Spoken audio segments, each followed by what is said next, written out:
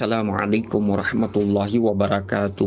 حضرت سلیمان علیہ السلام اور صحابہ کرام کو بھی اللہ رب العزت نے اسباب معاش اور اسباب زینت میں آزمایا۔ حضرت دامت برکاتہم نے بہت قیمتی باتیں ارشاد فرمائی ہیں۔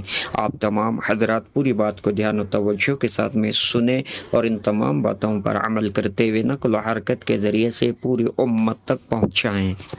سلیمان علیہ السلام کو اللہ رب العزت نے اسباب میں آزمایا، صحابہ کو بھی اللہ تعالی نے اسباب معاش میں آزمایا، اسباب زینت میں بھی آزمایا، اسباب زینت میں بھی اللہ نے آزمایا کہ ہم انہیں اسباب زینت دے کر دیکھتے ہیں یہ ہمیں کتنا یاد رکھتے ہیں۔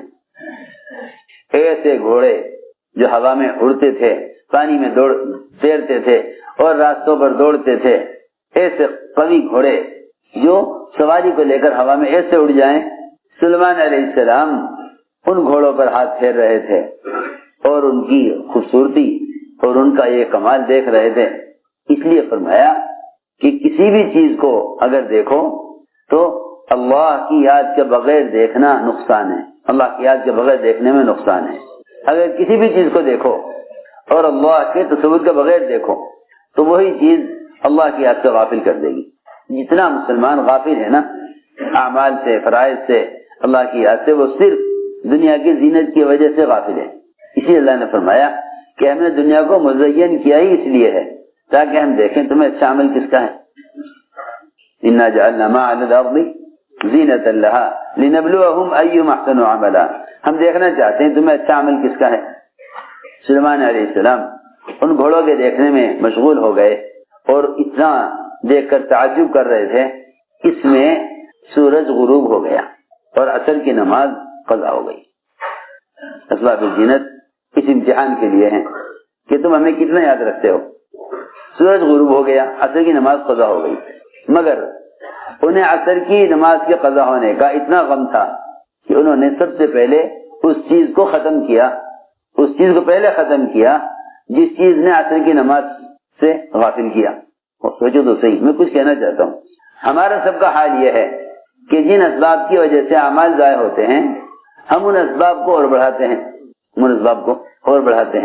سلیمان علیہ السلام نے پہلا کام یہ کیا کہ جس سبب نے عمل سے غافل کیا پہلے اس سبب کو ختم کیا، پہلے اس سبب کو ہٹاؤ جس سبب نے نماز بھلا دی، لے کر تلوار سارے گھوڑے کاٹ ڈالے اور اس کی ایک نسل بھی اور ایک اس نے کا ایک بھی باقی نہ چھوڑا کہ اگر یہ باقی رہ گیا تو اس کی نسل آگے بڑھے گی، سب کو کاٹ دیا۔ حالانکہ بہت نادر و نایاب گھوڑے تھے، سب کو کاٹ ڈالا۔ اس کاٹنے پر ہی اللہ تعالی نے سورج کو واپس نکال دیا کہ بھائی سورج واپس لاؤ، میرے بندے سلیمان کو اثر پڑنی ہے۔ سوچو، ہم ایک سبب کے لیے ایک عمل کو ضائع کریں گے، پھر اللہ تعالیٰ اس سبب کو ضائع کریں گے تو اگلا سبب دو اعمال ضائع کرائے گا۔ وہ یوں کہیں گے کہ فلاں سبب کی کمی سے ناکامی ہوئی ہے، لہذا ایک سبب نہیں 4 سبب لاؤ، پھر کامیابی ہو جائے گی۔ جس سبب کے لیے عمل کو ضائع کرتے رہو گے اللہ رب العزت مزید اسباب میں مسلمان کو الجھا دیں گے، مزید اسباب میں الجھا دیں گے۔ ہم نے عرض کیا کہ ایک امتحان تو یہ کہ گھوڑے دیکھنے میں مشغول ہوئے، عصر قضا ہو گئی۔ ادھر صحابی باغ معاش کے لیے ہے۔ میں نے عرض کیا تھا کہ 2 قسم کے اسباب ہوتے ہیں، ایک اسباب زینت، ایک اسباب معاش۔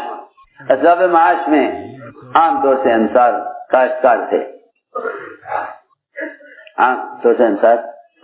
تھے، باغ میں نفلیں پڑھ رہے تھے، اور ظاہر بات ہے کہ صحابی باغ میں نفلیں ہی پڑھ سکتے ہیں۔ وہ تو جانتے تھے کہ فرض نماز مسجد میں ادا نہ کرنا یہ سخت وعید اور بڑی محرومی کی بات ہے۔ نفل نماز میں اچانک نظر پڑی، ایک انگور کے خوشے سے ایک پرندہ انگور کھا رہا تھا۔ اس پرندے کی خوبصورتی اور اس کا انگور کے خوشے سے لٹک کر انگور کھانا وہ ایسا اچھا لگا، لوگ یہ کہہ کر مناظر دیکھتے ہیں کہ دیکھو یہ اللہ کی قدرت، ہاں کہ اللہ تعالیٰ کی قدرت اللہ کو یاد رکھنے کے لیے ہے، جو اللہ کی قدرت کو دیکھ کر اللہ کو بھول جاوے تو اللہ کی قدرت کو دیکھ کر اللہ کو بھول جاوے کہ اس کا اللہ کی قدرت کا دیکھنا مفید نہیں ہے. اللہ کی قدرت کا دیکھنا تو اسی کے لیے مفید ہے جو اللہ کی قدرت کو دیکھ کر اللہ کو یاد کرے.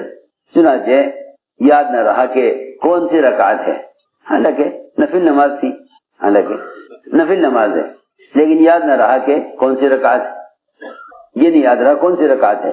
صرف نفل نماز میں خلل پیدا ہونے کی وجہ سے پورا باب جس پر گزارا تھا جو معاش کے لیے تھا، جس پر گزارا تھا جو معاش کے لیے تھا، جو آمدنی کا واحد ذریعہ تھا، وہ پورا باب 50,000 کا فوراً چھوڑ دیا اور یہ کہا کہ جو سبب اللہ کی یاد سے غافل کرے وہ سبب اختیار کرنے کے قابل نہیں ہے. 50,000 کا باغ اسی وقت صدقہ کر دیا کہ میرے اور میرے رب کے درمیان ایک ہی تو واسطہ ہے، میرے کے درمیان ایک ہی تو واسطہ ہے قرب کا، نماز. اس لیے کہ نماز کو مومن کی معراج کہا ہے. نماز کو مومن کی معراج کہا. کیوں کہا معراج؟ صلاۃ معراج مومن. لماذا؟ کیا وجہ ہے نماز کو مومن کی معراج کہنے کا؟ پہلے یہ غور کر لو کہ معراج میں کیا کیا ہے. معراج میں کیا کیا ہے؟ 3 چیزیں ہیں معراج میں. 3 چیزیں معراج میں ہیں: قرب، تکلم اور رؤیت. قرب اور تکلم اور رؤیت، یہ 3 چیزیں معراج میں ہیں. 3 چیزیں معراج میں ہیں: تکلم، قرب اور رؤیت. 3 چیزیں معراج میں ہیں. قاب قوسین او ادنی، اتنا تو قرب، اور تکلم اللہ سے باتیں ہوئیں، اور رؤیت اللہ کا دیدار. اللہ کا دیدار. اللہ اکبر. جو 3 چیزیں اللہ نے نبی کو معراج میں دی، وہ 3 چیزیں اللہ تعالیٰ نے ہر ایمان والے کو دے دی. تو 3 چیزیں اللہ نے محمد صلی اللہ علیہ وسلم کو معراج میں دی، وہ 3 چیزیں اللہ نے ہر مومن کو ہر نماز میں دے دی. ہر مومن کو ہر نماز میں، ہر مومن کو ہر مومن کو اللہ نے نماز میں وہ تینوں چیزیں دی ہوئی ہیں جو 3 چیزیں اللہ نے نبی کو معراج میں دی. لیکن چونکہ نماز اس رخ پر ہے نہیں، اس لیے یہ 3 چیزیں نظر نہیں آتی. ورنہ سیدھی بات ہے کہ نماز پڑھنے والا اللہ سے چپ کے باتیں کر رہا. اوحا الی عبدی ما اوحا، وہاں تو کوئی ہے نہیں سننے والا، اور چپ کے میرے رب سے باتیں کر رہا. اس میں تو تکلم آ گیا، اللہ سے باتیں.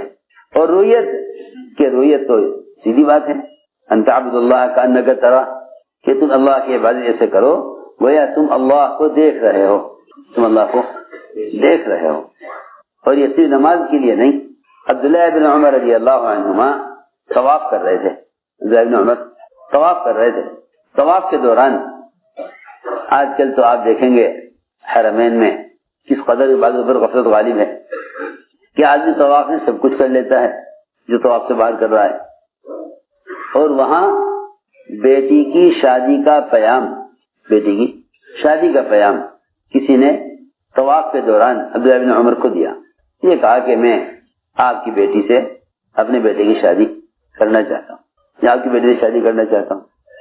وہ فرماتے ہیں کہ جب میں نے طواف میں چلتے چلتے عبداللہ بن عمر سے ان کی بیٹی سے شادی کی بات رکھی تو انہوں نے ایسا منہ پھیرا میرے سے کہ میں نے قسم کھا لی کہ آئندہ کبھی بھی ان سے ان کی بیٹی کی شادی کی بات نہیں کروں گا. کبھی نہیں کھاؤں. قسم کھا لی میں نے کہ ایسا رخ پھیرا مجھ سے، کوئی جواب ہاں ہوں کا نہیں دیا، اور میں نے طے کر لیا کہ میں اب اس بارے میں ان سے بات نہیں کروں گا. حالانکہ لوگ پریشان ہوتے ہیں اپنی بیٹیوں کے رشتوں کے لیے. جہاں بھی کوئی مل جاوے اشارہ کر دے تو آدمی سوچتا ہے ہاں بھائی لڑکا دیکھو کیسا ہے کیا ہے، سارے کام چھوڑ کر یہ کام دیکھے گا. انہوں نے میری بات کی طرف کوئی توجہ نہیں دی. میں نے طے کر لیا کہ آئندہ اس بارے میں ان سے بات نہیں کروں گا. حج پورا ہو گیا. عبداللہ بن عمر رضی اللہ تعالیٰ عنہ مدینے پہنچے. کہتے ہیں وہ کہ میں بھی مدینے پہنچا. وہاں بھی ان سے ملاقات ہو گئی، آمنا سامنا ہوا. بس میں نے کچھ نہیں کہا. انہوں نے دور سے دیکھ کر مجھے پہچان لیا. فرمایا تم وہی ہو نا جو مجھے وہاں مکے میں طواف میں ملے تھے؟ مجھے مکہ محرم میں طواف میں ملے تھے؟ کہ ہاں میں ملا تھا آپ سے طواف میں، اور میں نے آپ سے آپ کی بیٹی سے شادی کی بات رکھی تھی. لیکن جب آپ نے کوئی توجہ نہ دی تو میں نے طے کر لیا کہ میں اس بارے میں آپ سے کوئی بات نہیں کروں گا۔ فرمانے لگے عبداللہ بن عمر کہ جس وقت تم نے ہم سے ہماری بیٹی سے شادی کی بات کی اس وقت ہم اللہ تعالیٰ کو اپنی دونوں آنکھوں کے درمیان دیکھ رہے تھے۔ یہ ہے بات، اللہ تعالیٰ کو کہاں؟ دونوں آنکھوں کے درمیان اللہ کو دیکھ رہے تھے۔ سوچو تو صحیح کیسا دھیان اللہ کا ہوگا، دونوں آنکھوں کے درمیان اللہ کو دیکھ رہے تھے۔ حالانکہ طواف تو نماز کے مقابلے میں ایک بھی چیز ایسی نہیں کہ جس میں نماز والی پابندی ہو طواف میں۔ سوچو چل رہا نماز میں چلتے نہیں، نماز میں چلتے نہیں، مختلف قسم کی دعائیں، مختلف قسم کے اذکار، نماز میں ایسا نہیں، نماز کے اذکار متعین، سجدہ نہیں طواف میں، حالانکہ نماز میں اللہ کے سب سے زیادہ قرب کا موقع سجدہ ہے، وہ بھی طواف میں نہیں، جی ہاں وہ بھی طواف میں نہیں ہے، سب سے زیادہ قریب بندہ سجدے میں ہوتا ہے نا اللہ کے، وہ بھی طواف میں نہیں۔ سوچو اس میں حضرت عبداللہ بن عمر رضی اللہ عنہ کہ نہیں، وہ وقت ایسا تھا کہ ہم اللہ تعالیٰ کو اپنی دونوں آنکھوں کے درمیان دیکھ رہے تھے۔ میں آپ کی بات اس وقت کیسے سن لیتا؟ ہاں میں تیار ہوں، اب بھی میں تیار ہوں۔ چنانچہ انہوں نے ان کی شادی کے پیغام کو کہہ کر قبول کیا کہ مجھے آپ سے شادی سے انکار نہیں تھا، مجھے طواف کے دوران اس بات کے کرنے سے انکار تھا۔ میں نے عرض کیا کہ نماز مومن کی معراج ہے، نماز مومن کی معراج ہے، رویت اس میں کہ اللہ کو دیکھ رہے، تکلم اس میں کہ اللہ سے باتیں کر رہے، قرب اس میں قرب اس میں کہ سجدے میں بندہ اللہ کے سب سے زیادہ قریب ہے۔ یہاں تک لکھا ہے علماء نے من کان یرجو لقاء ربہ فلیعمل عملا صالحا، علماء نے لکھا ہے کہ اس لقاء سے لقاء دنیاوی مراد ہے۔ ہماری بات توجہ چاہتی ہے، اس لقاء سے لقاء دنیاوی مراد ہے کہ جو آدمی مرنے سے پہلے اللہ سے ملنا چاہتا ہو، سنو، جو آدمی مرنے سے پہلے اللہ سے ملنا چاہتا ہو، جو آدمی مرنے سے پہلے اللہ سے ملنا چاہتا ہو، کیونکہ مرنے کے بعد تو سبھی دیکھیں گے اللہ کو، نیک و بد۔ جی ہاں، جو آدمی مرنے سے پہلے اپنی زندگی میں دنیا میں اللہ سے ملاقات کا مزہ چکھنا چاہے، اس کو چاہیے کہ اللہ کی عبادت اس طرح کرے کہ اس کے ساتھ کسی کو شریک نہ کرے۔ تو جس درجے کا عمل میں اخلاص اور احسان ہوگا نا، جس درجے کا احسان ہوگا اتنا ہی اللہ تعالیٰ کی ملاقات اور اللہ تعالیٰ کے لقاء کو محسوس کرے گا۔ تو اس میں نے عرض کیا تھا کہ جو اسباب معاش کے تھے صحابہ کرام کے، وہ ان کو اللہ کی یاد سے غافل نہیں کرتے تھے، اور اگر نفل میں بھی پرندے کے انگور کھانے کا منظر ایسا اچھا لگے کہ اس سے دیکھتے ہی نماز رکعتیں بھول جائیں، حالانکہ ظن غالب پر عمل کر لیتے کہ بھئی اگر 3 رکعت کا گمان ہے تو 1 رکعت اور پڑھ لیتے، 4 رکعت کا گمان ہے تو سلام پھیر دیتے۔ کہتے ہیں کہ بھئی جس طرف آدمی کا نماز پڑھنے والے کا گمان غالب ہے اس طرح عمل کر دے۔ اللہ رب العزت ہم سب کو ان تمام باتوں پر عمل کرنے کی توفیق عطا فرمائے۔